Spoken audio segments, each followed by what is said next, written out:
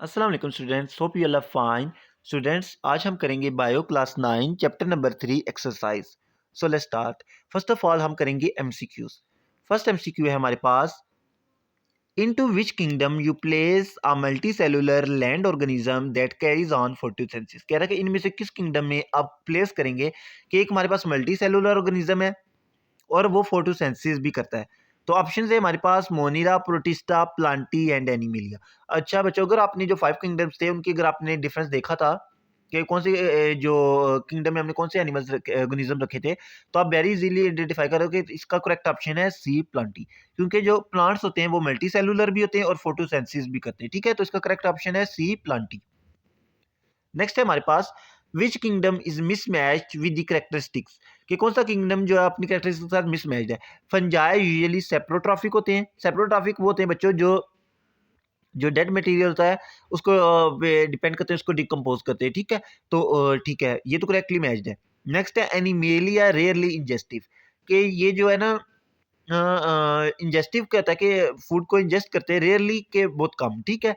Next है हमारे पास protista various modes of nutrition, plantae photosynthetic.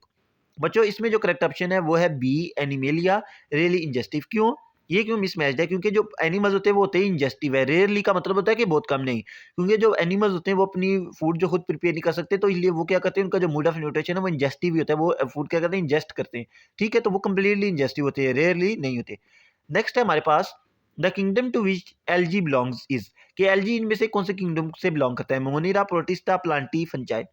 Very easy बच्चों, जो एलजी है ये बिलोंग करता है किंगडम प्रोटिस्टा से। So correct option is B, protista. 4 है हमारे पास, साइंटिफिक नेम हैज एडवांटेजेस। आपकी जो साइंटिफिक नेम होता है उसका एडवांटेज क्या होता है? Options are, same name apply to different organism, same organism have different name in different areas, have no scientific basis, has scientific basis and universally accepted. जो correct option है वो है D, has scientific basis and universally accepted. की जो scientific name होता है उसकी तो एक साइंटिफिक बेसिस होती है और वो यूनिवर्सली एक्सेप्टेड होता है, यानी वर्ल्ड वाइड एक्सेप्टेड होता है। फिफ्थ वन है, binomial nomenclature was introduced by, कि जो बाइनोमियल नोमेनक्लेचर सिस्टम था कि किसी भी ऑर्गेनिज्म को एक टू वर्ड जो नेम देना है, ये किसने इंट्रोड्यूस करवाया था? Aristotle, Carolus Linnaeus, Ernst Haeckel, R H. Whittaker. तो बच्चों इसका करेक्ट ऑप्शन है बी, कार्लस लीनियस। जो बाइनोमियल नोमेनक्लेचर था ये इंट्रोड्यूस करवाया था कार्लस लीनियस ने। नेक्स्ट है हमारे पास, which animal has not been extinct in Pakistan, कि इनमें से कौन सा एनिमल है जो पाकिस्तान में अभी तक एक्सटिंक्ट नहीं हुआ। ठीक है, तो ऑप्शन है हमारे पास, lion, Asiatic cheetah, Marco Polo sheep and tiger. बच्चों हमने पीछे extinct and endangered species in Pakistan पढ़ा था, उसमें हमें पता है कि जो लायन, एशियाटिक चीता और टाइगर है ये एक्सटिंक्ट हो चुके हैं। जो मार्कोपोलो शीप है ये इंडेंजर्ड है। तो इसका करेक्ट ऑप्शन है वो है सी, मार्कोपोलो शीप। ये एक्सटिंक्ट नहीं हुई, अलबत्ता इंडेंजर्ड है। ठीक है। नेक्स्ट है, who introduce 3 kingdoms of classification. ठीक है, बच्चों क्लासिफिकेशन में हमने पढ़ा था कि 2 kingdom system of classification, 3 kingdom system of classification and 5 kingdom system of classification. तो इसमें से कह रहा है कि जो 3 किंगडम सिस्टम ऑफ क्लासिफिकेशन था वो किसने प्रपोज किया था? ऑप्शन है Aristotle, Carolus Linnaeus, Ernst Haeckel and R H. Whittaker. Correct option is C, Ernst Haeckel. जो 3 किंगडम सिस्टम ऑफ क्लासिफिकेशन था वो प्रपोज किया था अर्नस्ट हैकेल ने। नेक्स्ट है हमारे पास, the organism that feed on dead decaying matter are called. ऐसे ऑर्गेनिज्म जो फीड करते हैं यानी खुराक लेते हैं डेड डिकेइंग मैटर से, उनको हम क्या कहते हैं? Options are, saprotrophs, autotrophs, heterotrophs, parasites. Very easy बच्चों, इसका करेक्ट ऑप्शन है ए, सेप्रोट्रॉप्स। ठीक है। In Pakistan there are mostly these are mostly found in the Khunjerab national park and adjoining areas.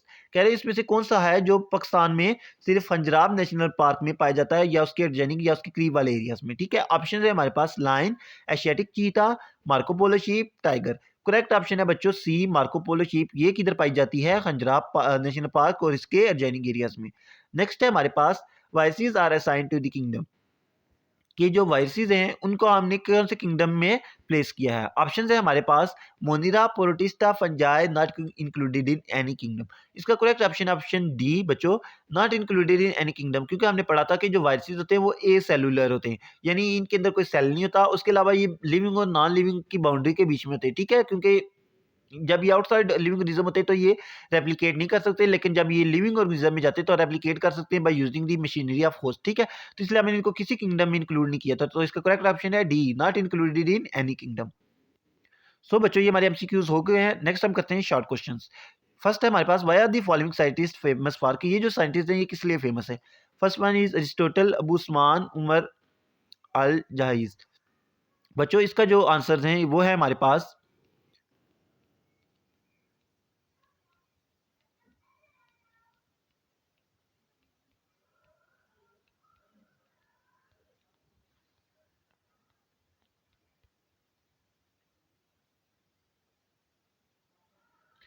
ये देखिए, Aristotle, the two kingdom system was first proposed by Aristotle, कि Aristotle ने हमें क्या दिया था, टू किंगडम सिस्टम जो था वो अरिस्टोटल ने प्रपोज किया था। ठीक है, तो इसमें उसका ये आएगा। और ये अल जहाज का ये आप देखें, देख नीचे हमें एक बॉक्स दिया हुआ है और इसमें लिखा हुआ है अल जहाज। ये al Jahiz was a famous Muslim zoologist, कि एक मशहूर मुसलमान जोलॉजिस्ट था। He wrote many books on theories of evolution, adaptation, animal psychology, migration of fishes and arts. ठीक है, तो उसका फेमस वर्क ये है। ठीक है, तो इसका जो आंसर है वो है पेज नंबर 27 पे। ठीक है, ये टू किंगडम सिस्टम में इसका अरिस्टोटल का वर्क है और ये जो बॉक्स है अलजाइस में इसका उसका वर्क है इस बॉक्स में। ठीक है, नेक्स्ट क्वेश्चन आ जाता है हमारे पास।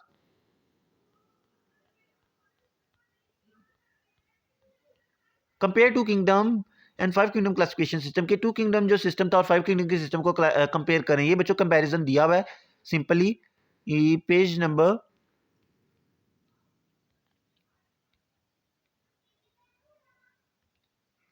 27 पे। ये देखिए आप, table 3.1, comparison of two kingdom classification system and five kingdom classification system. तो ये बच्चों ये कंपैरिजन दिया हुआ है, इसमें ये जो पॉइंट्स दिए हुए चार, आपने ये सिंपली ये लिखनी है। ठीक है, ये टेबल 3.1 आएगा इसमें। ठीक है, comparison of two kingdom and five kingdom classification system. Next question है हमारे पास, can you differentiate between bacteria and protists. Second है fungi and plants, plants and animals, कि आपने इनके बीच में डिफरेंशिएट करना है। तो आप सिंपली कर सकते हैं कि ये जो हमारे पास फाइव किंगडम सिस्टम है उसमें हमारे पास कौन कौन से थे, Monera, protista, fungi, Plantae and animalia. तो आपने सिंपली क्या करना है कि उसमें इन दोनों जो किंगडम्स का जो है वो लिख देनी है, डिटेल्स कंपेरिजन कर देना है। ठीक है, जैसे ये देख लें हमारे पास ये है पेज नंबर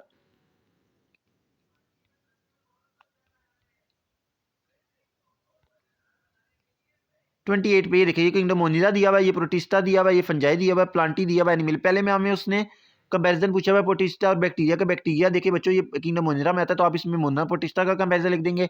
फिर फंजाई और प्लांटी का पूछा हुआ है तो इसमें आप किंगडम फंजाई, किंगडम प्लांटी लिख देंगे। फिर प्लांटी और एनिमिलिया का पूछा हुआ है तो आप इसमें ये दोनों किंगडम्स लिख देंगे। इसके अलावा भी कोई भी कंपैरिजन आ सकता है इन पांचों किंगडम्स में से।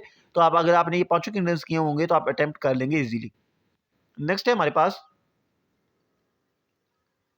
Draw and label a virus, की एक वायरस को ड्रा करें, उसको लेबल करें। बच्चों हमने जब ये चैप्टर रीड किया था तो उसमें हमने पढ़ा था कि वायरस के जो दो कंपोनेंट्स होते हैं, एक क्या होता है, कोट होता है, और एक इसके अंदर डीएनए होता है, उसको लेबल भी करना है। तो ये बच्चों इसकी पिक्चर बनी हुई है, ये देख रहे हैं आप पेज नंबर 29 पे, स्ट्रक्चर ऑफ अ वायरस। तो इसके पास डीएनए और आरएनए होता है और एक प्रोटीन कोट होता है। तो ये आपने लिखना है और इसको लेबल करना है कि सेंटर में डीएनए होता है और उसके इर्द गिर्द एक प्रोटीन कोट होता है। ठीक है, नेक्स्ट है हमारे पास,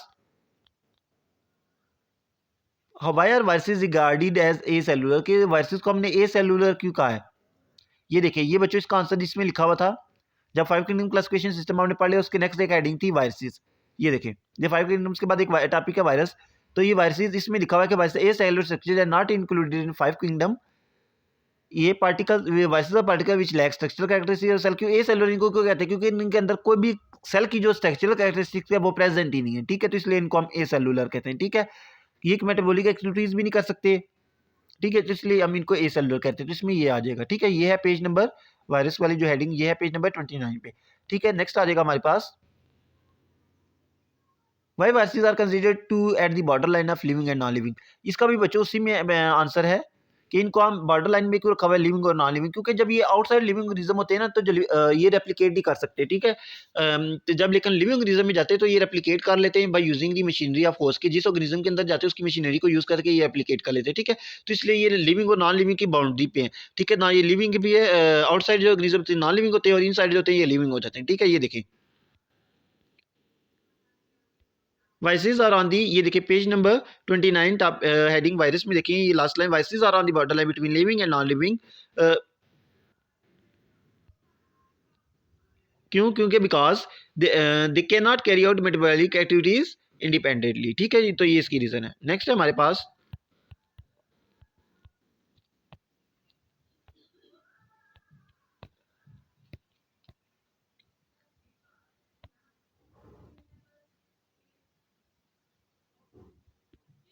why'd the importance of binomial nomenclature की बाइनोमियल नोमेनक्लेचर की इंपॉर्टेंस क्या है? वेरी इजी बच्चों, इसका आंसर ये है पेज नंबर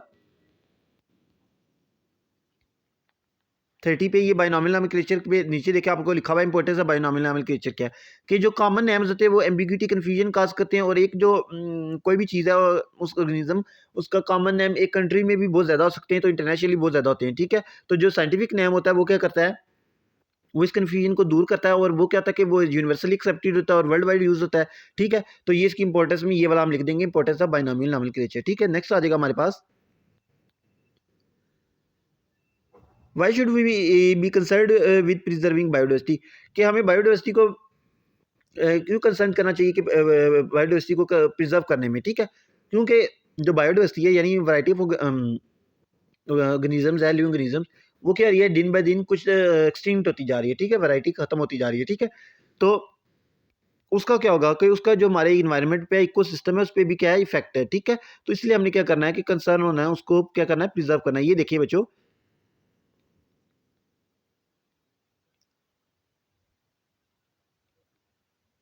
कि बायोडाइवर्सिटी जो लॉस हो रही है उससे क्या हो रहा है कि हमारे इफेक्ट्स क्या है बायोडाइवर्सिटी के ऊपर, कि जब हम डिफरेस्टेशन वगैरह कर रहे हैं तो बायोडाइवर्सिटी क्या हो रही है, लॉस हो रही है, ठीक है, उनका हैबिटेट खत्म हो रहा है, ठीक है। तो जिससे क्या हो रहा है कि जब बायोडाइवर्सिटी लॉस हो रही है तो उससे हमारा जो इकोसिस्टम जो इन्वायरमेंटल साइकिल इकोलॉजिकल साइकिल है वो डिस्टर्ब हो रही है, ठीक है।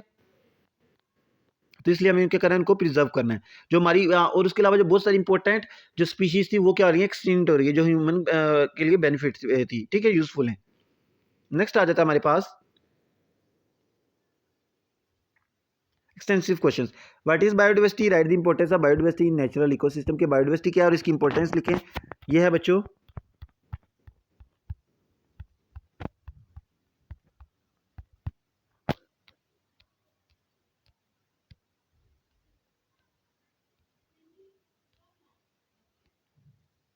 ये पेज नंबर 25 पेज, इस पे जहाँ पे ये चैप्टर स्टार्ट हो रहा है उसमें ये लिखा हुआ है, बायोडाइवर्सिटी की डेफिनेशन भी दी हुई है और ये इंपॉर्टेंस ऑफ बायोडाइवर्सिटी दी हुई है, नेचुरल इकोसिस्टम, ये 6 पॉइंट्स दिए हुए हैं।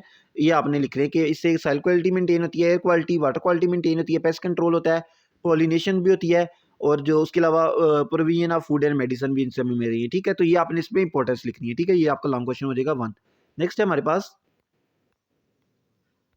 Describe classification, how you classify organism, classification क्या है और आप ऑर्गेनिज्म को कैसे क्लासीफाई कर सकते हैं, ठीक है। इसमें आ जाएगा हमारे पास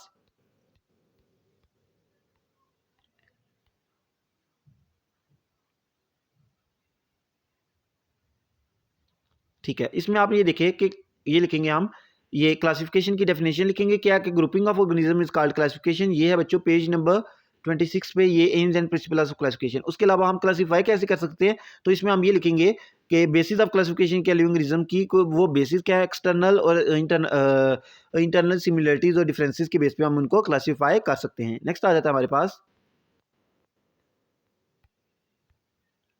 give an account history of classification system, कि क्लासिफिकेशन सिस्टम की जो हिस्ट्री है उसको डिटेल बताएं। तो इसमें आपका आ जाएगा सिंपली बच्चों ये टॉपिक हिस्ट्री ऑफ क्लासिफिकेशन, ये है पेज नंबर 27 पे, कि इसमें ये आपने बताना हिस्ट्री में कि सबसे पहले 2 किंगडम सिस्टम आया जिसमें 2 किंगडम्स थे, एनिमेलिया प्लांटी, देन 3 किंगडम आया उसमें अंस्टैकल एक और किंगडम इंक्लूड किया प्रोटिस्टा, देन 5 किंगडम आया जिसमें 2 किंगडम्स और इंक्लूड हो गए, मोनिरा एंड फंजाई, ठीक है। तो इसमें आपने ये हिस्ट्री बतानी है, ठीक है, 2 to 5 किंगडम क्लासिफिकेशन सिस्टम कि कैसे आए, किसे प्रपोज किया और उनमें क्या डिफरेंस था और कौन कौन से किंगडम्स इंक्लूड थे, ठीक है। नेक्स्ट आ जाएगा हमारे पास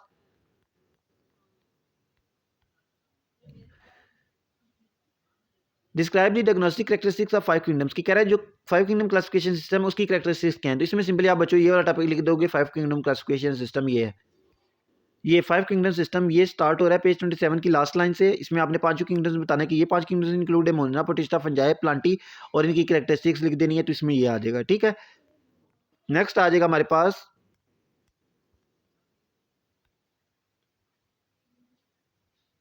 what is binomial nomenclature, describe aim principle importance of binomial nomenclature using local example. से क्या कि बाइनोमियल नोमेनक्लेचर क्या है, उसकी एम्स प्रिंसिपल और इंपॉर्टेंस बताएं using local example, very easy. ये है पेज नंबर पे बच्चों पेज नंबर 30 कि ये बाइनोमियल नोमेनक्लेचर है क्या कि जो कार्लस लिनस ने एक सिस्टम बताया कि हर ऑर्गेनिज्म को हम नेम देंगे कंसिस्टिंग ऑफ 2 लेटर नेम्स, ठीक है, कि फर्स्ट नेम उसका जीनस का नेम होगा और सेकंड उसका स्पीशीज का नेम होगा, ठीक है, और इसको बनाने के फिर इसकी इंपॉर्टेंस क्या है कि कॉमन एग्जांपल ये आपने दे दी कि जो ब्रिंजल होता है उसके लिए डिफरेंट वर्ड्स हैं, ठीक है, जिसको हम एग प्लांट भी कहते हैं, कि उसका कॉमन नेम बैगन भी है, बतून भी है, वैक्टॉन भी है, डिफरेंट पाकिस्तान में देखिए विद इन पाकिस्तान इसके डिफरेंट एरियाज में डिफरेंट लैंग्वेज में डिफरेंट नेम्स हैं, ठीक है। अब जो हर कंट्री में इसका डिफरेंट नेम है, तो ठीक है, तो ये जो एक एक एम्बिग्यूटी कार करता है, जबकि इसका जो साइंटिफिक या बायोलॉजिकल नेम है वो है सोलेनम ब्लैंगेना, ठीक है, और यूनिवर्सली यही universal name scientific name use होता है, ठीक है, तो जिससे क्या होता है कि साइंटिस्ट को सर्च करना या डाटा शेयर करना ईजी होता है, ठीक है। नेक्स्ट है हमारे पास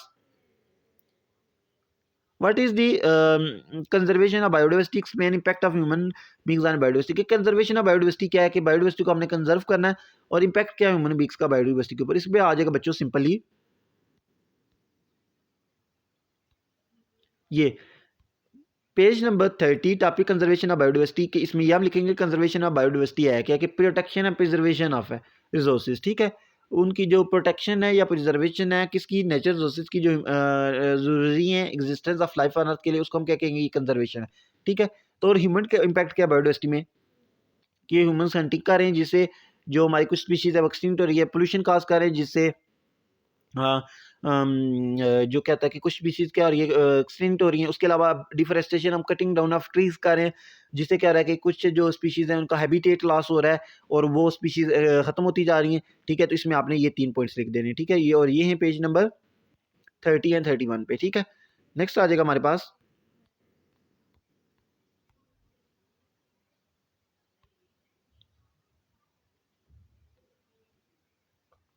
नेक्स्ट है हमारे पास identify causes of deforestation and effects on biodiversity with example कि डिफॉरेस्टेशन की काजेज क्या हैं और इसका अफेक्ट क्या है बायोडाइवर्सिटी पे।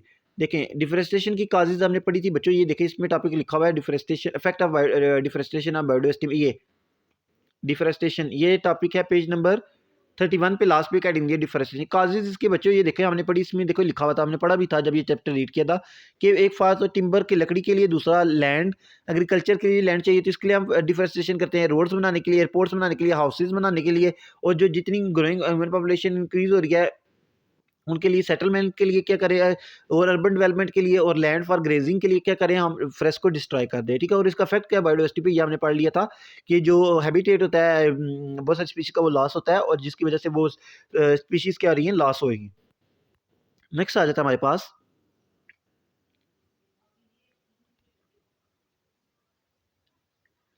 Discuss issues of conservation of biodiversity in Pakistan with reference to deforestation and, ठीक है, इश्यूज क्या हैं कंजर्वेशन ऑफ बायोडाइवर्सिटी की, हम बायोडाइवर्सिटी कंजर्व क्यों नहीं कर पा रहे, कह रहा है कि विद रेफरेंस टू और भी काजेज हैं लेकिन जो दो मेन इश्यूज हैं उनको कह रहा है विद रेफरेंस टू डिफॉरेस्टेशन और हंटिंग को लेकर डिस्कस करें। देखें ये डिफॉरेस्टेशन और हंटिंग क्या है, ये बच्चों इसका लिखा हुआ आंसर ये पेज नंबर 32 पे issues of conservation of biodiversity in Pakistan के बायोडाइवर्सिटी कंजर्वेशन के इश्यूज क्या है पाकिस्तान में। दो मेन इश्यूज हैं डिफॉरेस्टेशन हंटिंग, इसमें हमने सिंपली ये दोनों कि एक तो डिफॉरेस्टेशन कर रहे हैं जिससे क्या हो रहा है कि हम डिफॉरेस्टेशन क्यों कर रहे हैं कि कटिंग डाउन ऑफ ट्रीज को डिफॉरेस्टेशन कहते हैं, वो हम अपने यूजफुल के फ्यूल के लिए या वुड के लिए हम क्या करें कट करें, दूसरा हम हंटिंग करते हैं जो जिसके बहुत से स्पीशीज को क्या थ्रेट है, ठीक है, ये दो रीजन है। नेक्स्ट आ जाता है हमारे पास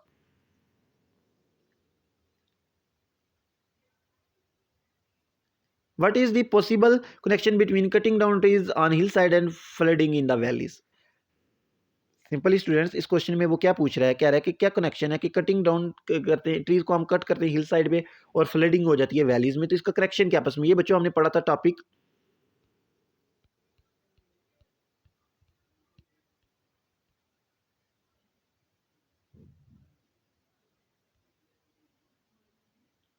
ये effect of page number 32 effect of deforestation and biodiversity में अगर आप देखें सेकंड पैराग्राफ कि जब हम trees can grow on hill side, यहाँ से ये देखिए ये क्या जब हम कट करते हैं तो वो जो साइल लेयर थिन वो क्या हो जाती है कि वो प्लग हो जाती है, तो ठीक है, प्लफ प्लफ यानी वो खुड़ जाती है वहां से, और जब हैवी रेनफॉल होती है तो वो वॉश अप हो जाती है, रिवर्स में चल जाती है और वो रिवर्स क्या हो जाते हैं चॉकड हो जाते हैं, भर जाते हैं मिट्टी के साथ, जिसके वजह से फ्लडिंग होती है, ठीक है, तो इसमें ये आ जाएगा पेज नंबर 32 से इफेक्ट ऑफ डिफरेंशिएशन बायोडाइवर्सिटी में पैराग्राफ नंबर 2, ठीक है, तो ये इसके आंसर बनेगा, ठीक है। तो ये इसका आंसर है क्वेश्चन 9 का कि क्या कनेक्शन है between cutting of trees and flooding in a valleys. ठीक है, सो स्टूडेंट्स ये लॉन्ग क्वेश्चन भी हमारे कंप्लीट हो चुके हैं, ये चैप्टर कंप्लीट हो चुका है। होपफुली आपको समझ आ गया होगा। If you have any doubt you can ask in comment section. Please like share and subscribe my YouTube channel. Thank you.